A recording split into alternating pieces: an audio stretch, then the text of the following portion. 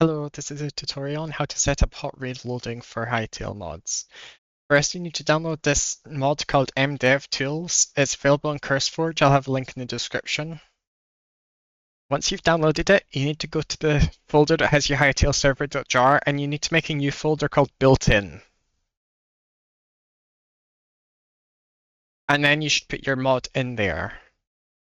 So you don't put mdev-tools in normal mods folder, you need to put it in built-in because it's an early mod, which means it's directly modifying the Hytale server code. I've got this simple example plugin. I'll post a link in the description if you want the code for it. It just shows a simple UI when you type /show page.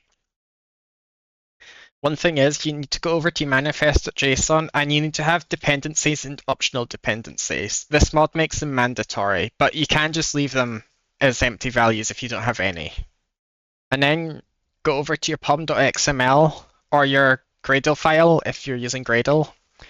And I've got it set up so that once it finishes building my project, it copies it into my mods folder right here. You can just paste this snippet. I'll have it in the description if you're using Maven, and just make sure to change this to your directory.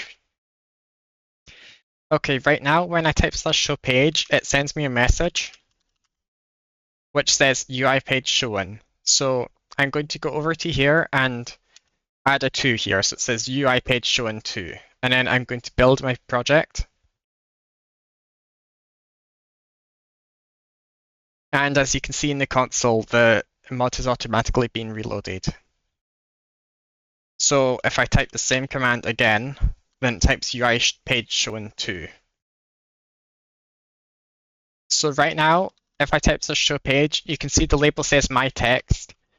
One limitation with this mod is that it doesn't hot reload asset files. So if I changed my text to my new text and then built it,